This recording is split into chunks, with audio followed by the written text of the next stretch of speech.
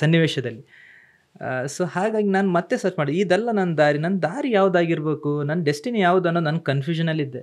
So ಅವಾಗ ನನಗೆ ಗೊತ್ತಾಗಿದ್ದು, ನಾನು ಒಂದು ಸಿಂಗಿಂಗನ್ನು ಮಾಡ್ಬೋದು. ಯಾಕಂದ್ರೆ ಬೈ ಬರ್ತ್ ನಾನು ಸಿಂಗರ್ ಅಲ್ಲ. ಮನೇಲಿ ಹಾಬಿ ಇತ್ತು. ಸಿಂಗಿಂಗ್ ಎಲ್ಲರೂ ಮಾಡ್ತಾಯಿದ್ರು. ಅಪ್ಪ, ಅಣ್ಣ, ತಮ್ಮ ಎಲ್ಲ ಸಿಂಗಿಂಗ್ ಮಾಡ್ತಾಯಿದ್ರು. ಸ್ಕೂಲ್ ಲೆವೆಲಲ್ಲೆಲ್ಲ ಕೆಲವೊಂದು ಲೈಟ್ ಮ್ಯೂಸಿಕ್ಕು, ಕೆಲವೊಂದು ಈ ಡಿವೋಷ್ನಲ್ ಸಾಂಗ್ಸು ಈ ಥರದ್ನೆಲ್ಲ ಹಾಡ್ತಾ ಇದ್ವಿ.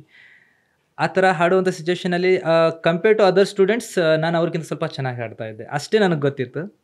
ಬಟ್ ಅದಾದಮೇಲೆ ಸಿಂಗಿಂಗಲ್ಲಿ ಏನಾದರೂ ಮಾಡಬೇಕು ಅಂತ ಹೇಳಿ ನಾನು ಡಿಸೈಡ್ ಮಾಡಿದೆ. ಸೊ ಫೋಕಸ್ ಮಾಡಿದೆ. ಅದಕ್ಕೆ ನೀಡ್ ಏನಿದೆ, ಬೇಸಿಕ್ ನಾಲೆಜ್. ನಾನು ಈಗ ಆಫ್ಟರ್ 17 ಇಯರ್ಸ್ ನಾನು ಕೂತು ಪ್ರಾಕ್ಟೀಸ್ ಮಾಡಬೇಕು ಅಂತಂದರೆ it will take more time. ಅಂದರೆ ಒಂದು 4 ರಿಂದ 5 ವರ್ಷ ಬೇಕೇ ಬೇಕು ಒಬ್ಬ ಪ್ರೊಫೆಷ್ನಲ್ ಆಗಿ ಪರ್ಫೆಕ್ಟಾಗಿ ಸಿಂಗರ್ ಆಗಬೇಕು ಅಂತಂದರೆ. ಸೊ ನಾನು ಡಿಸೈಡ್ ಮಾಡಿದೆ, ಏನು ಮಾಡಬೇಕು, ಹಾಗಿದ್ರೆ ಅಟ್ಲೀಸ್ಟ್ ಬೇಸಿಕ್ ನಾಲೆಜ್ ತೊಗೊಳ್ಳೋಣ, ಅದರಲ್ಲಿ ಏನಿದೆ ಏನಿಲ್ಲ ಅಂತ ತಿಳ್ಕೊಳ್ಳೋಣ. ಸೊ ಅಲ್ಲಿವರೆಗೂ ಆಲ್ಮೋಸ್ಟ್ ಎಲ್ಲ ಸಾಂಗ್ಸನ್ನು ನಾನು ಹಾಡ್ತಾ ಇದ್ದೆ.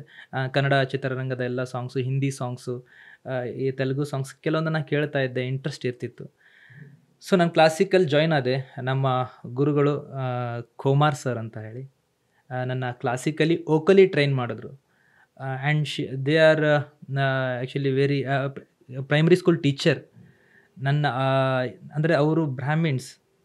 ಒಬ್ಬ ಮುಸ್ಲಿಂ ಹುಡುಗನನ್ನು ಹೆಂಗೆ ಟ್ರೈನ್ ಮಾಡಬೇಕು ಅನ್ನೋದು ಅವ್ರ ಮನಸ್ಸಲ್ಲಿ ಇತ್ತು.